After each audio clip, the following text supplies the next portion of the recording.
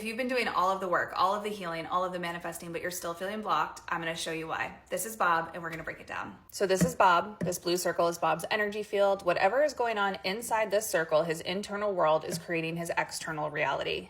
Now, there are typically two main blocks that I see with clients when they've been doing all of the healing work, they've been deep in the journey, but they're not experiencing that breakthrough or they're not getting their manifestation. So I've split Bob's energy field into two parts here so we can look at both of them. Bob number one has been deep on the healing journey. So he's healed a lot of his sadness. He's really not carrying much of that in his energy field. He's healed a lot of his grief. He's even healed most of his trauma. He's gone back through, he's looked at everything. He's rewritten the belief systems and the emotions. He's even done a lot of work to regulate his nervous system. So Bob number one's done a great job of emptying out his energy field of all of the healing that he's needed to do, but he hasn't filled this energy field back up.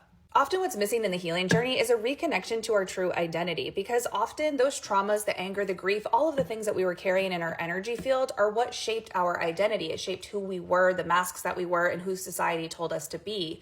So as we begin to heal that, we need to fill this energy field back up with the things that reconnect us to who we actually are. Our passions, our connections, our excitement, our joy, our self-worth, and our confidence. We need to rediscover who we are on a soul level and begin to bring that into our world. So often with this block, you'll feel lost and confused. You often feel stuck, like you don't know what direction to go into. You can't break through. You're doing all the things, but nothing's changing.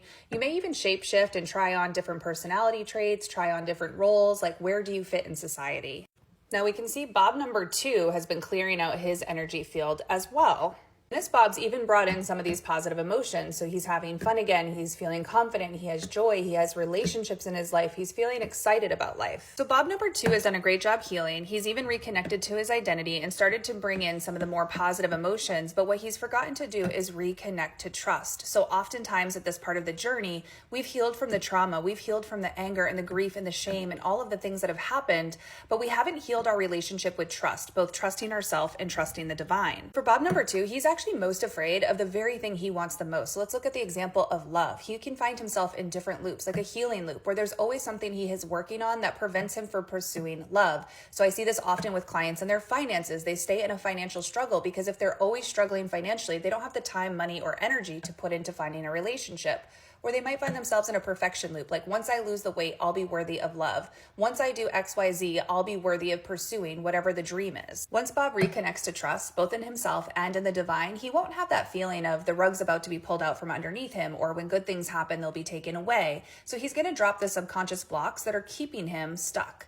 So if you've been on the healing journey and you're not experiencing that breakthrough, make sure you've reconnected to your true identity after you've done all of this healing work, and make sure that you've redeveloped trust in yourself and in the divine.